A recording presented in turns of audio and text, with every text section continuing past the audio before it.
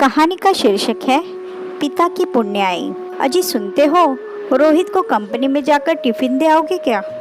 क्यों, आज रोहित टिफिन लेकर नहीं गया? कमल राव ने पूछा। आज रोहित की कंपनी के चेयरमैन आ रहे हैं, इसलिए रोहित सुबह 6 बजे ही निकल गया और इतनी सुबह खाना नहीं बन पाया था। ठीक है, दे आता हूँ मैं। कमल राव ने हाथ का पेपर रख दिया और वो कपड़े बदलने के लिए कमरे में चले गए। कमलाबाई ने राहत की सांस ली। कमल राव तैयार हुए, मतलब उसके और रोहित के बीच हुआ विवाद उन्होंने नहीं सुना था। विवाद भी कैसा, हमेशा की तरह रोहित का अपने पिताजी पर दोषारोपण करना और कमलाबाई का अपने पति के पक्ष में बोलना। विषय भी वही, हमारे पिताजी ने हमारे लिए क्या किया, मेरे लिए क्या किया है मेरे बाप ने। माँ, मेरे मित्र के पिताजी भी शिक्षक थे, पर देखो उन्होंने कितना बड़ा बंगला बना लिया। नहीं तो एक ये हमारे पापा, अभी भी हम किराए के मकान में ही रह रहे हैं। रोहित, तुझे मालूम है कि तुम्हारे पापा घर के बड़े हैं और 2 बहनों और 2 भाइयों की शादी का खर्चा भी उन्होंने उठाया था। सिवाय इसके तुम्हारी बहन की शादी का भी खर्चा उन्होंने ही किया था। अपने गांव की ज़मीन की कोर्ट कचहरी भी लगी ही रही। ये सारी जवाबदारियां किसने उठाई? क्या उपयोग हुआ उसका? उनके भाई बहन बंगलों में रहते हैं। कभी भी उन्होंने सोचा कि हमारे लिए जिस भाई ने इतने कष्ट उठाए उसने एक छोटा सा मकान भी नहीं बनाया, तो हम ही उन्हें एक मकान बनाकर दे दें। एक क्षण के लिए कमलाबाई की आंखें भर आई। क्या बताए अपने जन्म दिए पुत्र को बाप ने क्या किया मेरे लिए पूछ रहा है।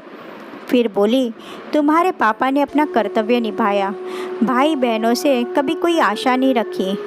रोहित मूर्खों जैसी बात करते हुए बोला, अच्छा वो ठीक है, उन्होंने हज़ारों बच्चों की ट्यूशन ली, यदि उनसे फीस ले लेते तो आज पैसों में खेल रहे होते। आजकल के क्लासेस वालों को देखो, इंपोर्टेड गाड़ियों में घूमते हैं। यह तुम सच बोल रहे हो, परंतु तुम्हारे पापा का तत्व था ज्ञान दान का पैसा नहीं लेना। उनके इन्हीं तत्वों के कारण उनकी कितनी प्रसिद्धि हुई और कितने पुरस्कार मिले, उसकी कल्पना है तुझे? ये सुनते ही रोहित एकदम नाराज़ हो गया। क्या चाटना है उन पुरस्कारों को? उन पुरस्कारों से घर थोड़े ही बनते आएगा, पड़े ही है धूल खाते हुए, कोई नहीं पूछता उनको। इतने में दरवाजे पर दस्तक सुनाई दी। रोहित ने दरवाज़ा खोला तो कमल राव खड़े थे।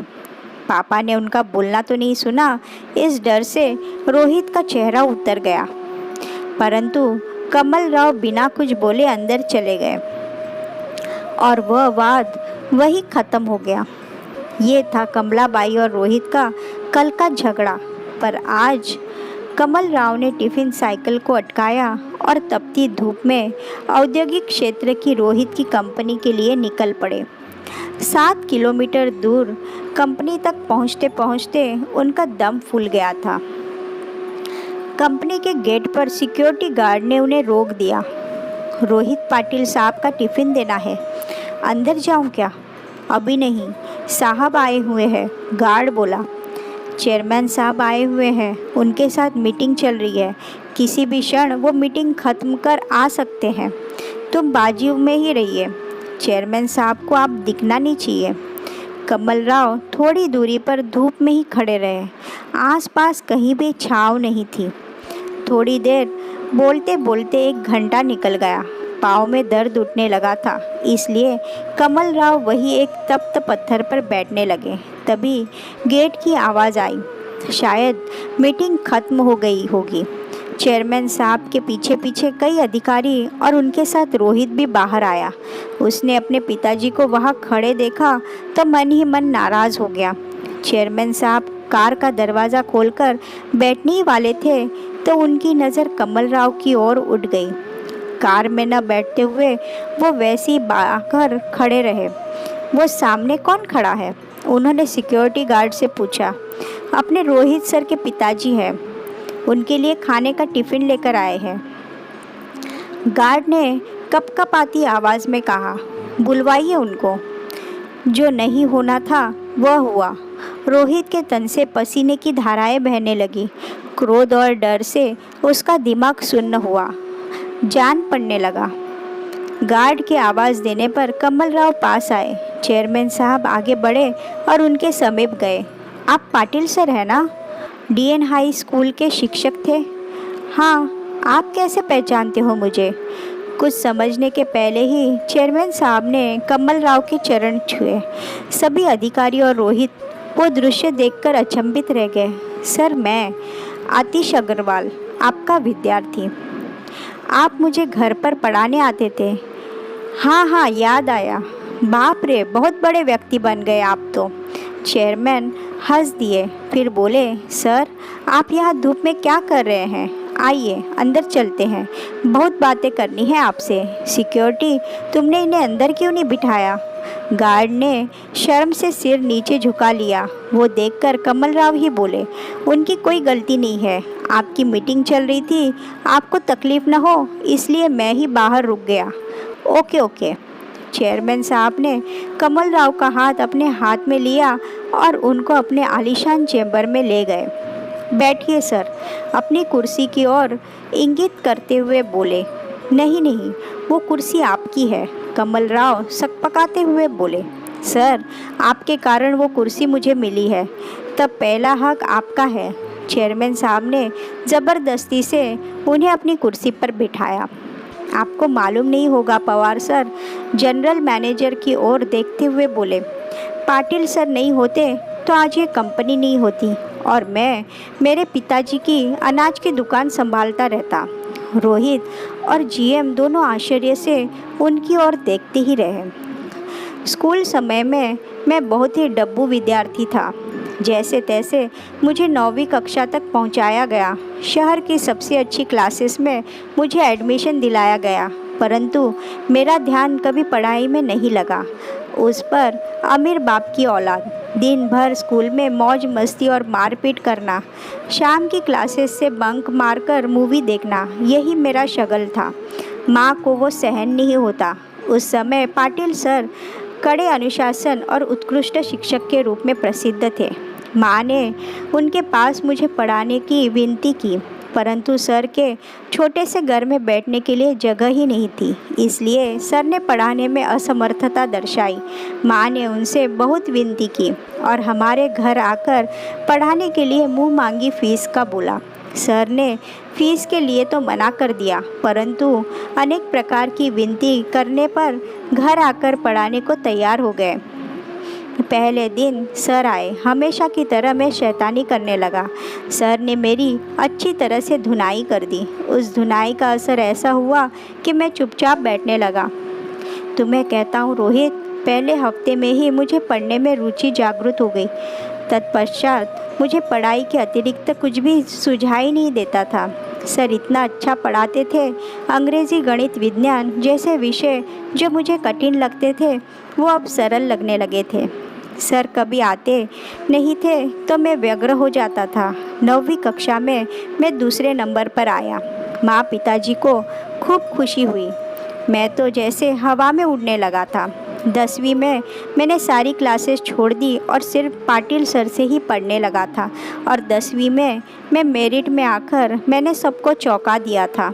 My goodness! पर सर, फिर भी आपने सर को फीस नहीं दी? जनरल मैनेजर ने पूछा। मेरी माँ पिताजी के साथ मैं सर के घर पेड़े लेकर गया। पिताजी ने सर को 1 लाख रुपए का चेक दिया। सर ने वो नहीं लिया। उस समय सर क्या बोले वो मुझे आज भी याद है। सर बोले, मैंने कुछ भी नहीं किया, आपका लड़का ही बुद्धिमान है। मैंने सिर्फ उसे रास्ता बताया और मैं ज्ञान नहीं बेचता, मैं वो दान देता हूँ। बाद में मैं सर के मार्गदर्शन में ही 12वीं में पुनः मेरिट में आया।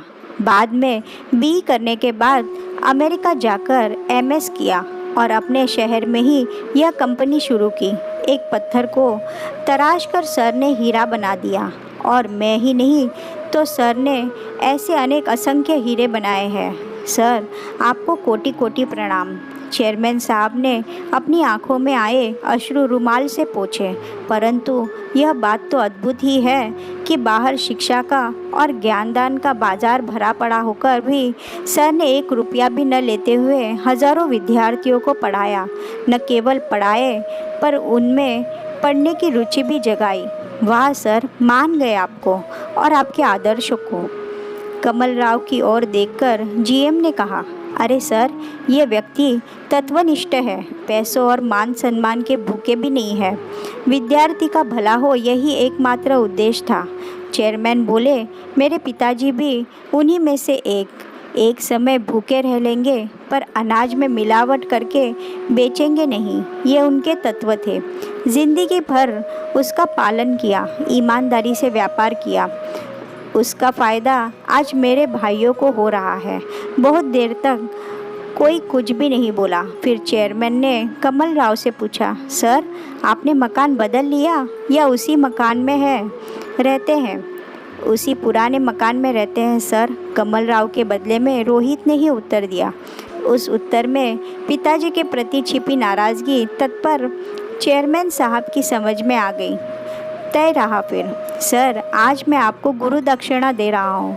इसी शहर में मैंने कुछ फ्लैट्स ले रखे हैं, उसमें का एक 3 BHK का मकान आपके नाम कर रहा हूँ। क्या?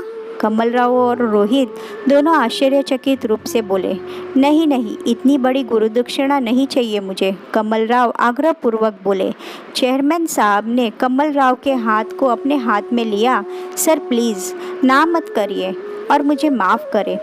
काम की अधिकता में आपकी गुरु दक्षिणा देने में पहले ही बहुत देर हो चुकी है। फिर रोहित की ओर देखते हुए उन्होंने पूछ लिया, रोहित, तुम्हारी शादी हो गई क्या? नहीं सर, जम गई है, और जब तक रहने को अच्छा घर नहीं मिल जाता तब तक शादी नहीं हो सकती। ऐसी शर्त मेरे ससुर जी ने रखी होने से अभी तक शादी की डेट फिक्स नहीं की। तो फिर हॉल भी बुक नहीं किया? चेयरमैन ने फ़ोन उठाया और किसी से बात करने लगे। समाधानकारक चेहरे से फ़ोन रखकर धीरे से बोले, अब चिंता की कोई बात नहीं, तुम्हारे मैरिज गार्डन का काम हो गया। सागर लॉन्स तो मालूम ही होगा। सर, वह तो बहुत महंगा है। अरे, तुझे कहाँ पैसे चुकाने हैं? सर के सारे विद्यार्थी सर के लिए कुछ भी कर सकते हैं। सर के बस एक आवाज़ देने की बात है, परंतु सर तत्वनिष्ठ है, वैसा करेंगे भी नहीं। इस लॉन्स का मालिक भी सर का ही विद्यार्थी है। उसे मैंने सिर्फ बताया, सिर्फ हॉल ही नहीं तो भोजन सहित संपूर्ण शादी का खर्चा भी उठाने की जिम्मेदारियां ली है उसने, वह भी स्वखुशी से। तुम केवल तारीख बताओ और सामान लेकर जाओ। बहुत बहुत धन्यवाद सर, रोहित अत्यधिक खुशी से हाथ जोड़कर बोला। धन्यवाद मुझे नहीं, तुम्हारे पिताश्री को दो रोहित, ये उनकी पुण्याई है। और मुझे एक वचन दो रोहित, सर के अंतिम सांस तक तुम उन्हें अलग नहीं करोगे और उन्हें कोई दुख भी नहीं होने दोगे। मुझे जब भी मालूम चला कि तुम उन्हें दुख दे रहे हो तो न केवल इस कंपनी से लात मारकर भगा दूंगा, परंतु पूरे महाराष्ट्र भर के किसी भी स्थान पर नौकरी करने लायक नहीं छोड़ूंगा। ऐसी व्यवस्था कर दूंगा। चेयरमैन साहब कठोर शब्दों में बोले, नहीं सर, मैं वचन देता हूँ, वैसा कुछ भी नहीं होगा। रोहित हाथ जोड़कर बोला। शाम को जब रोहित घर आया तब कमल राव किताब पढ़ रहे थे। कमलाबाई पास ही सब्जी काट रही थी। रोहित ने बैग रखी और कमल राव के पाँव पकड़कर बोला, पापा, मुझसे गलती हो गई। मैं आपको आज तक गलत समझता रहा। मुझे पता नहीं था पापा, आप इतने बड़े व्यक्तित्व लिए हो। कमल राव ने उसे उठाकर अपने सीने से लगा लिया। अपना लड़का क्यों रो रहा है कमलाबाई की समझ में नहीं आ रहा था, परंतु कुछ अच्छा घटित हुआ है, इसलिए पिता पुत्र में प्यार उमड़ रहा है। ये देखकर उनके नयनों से भी कुछ बूंदें गाल पर लुढ़क आई।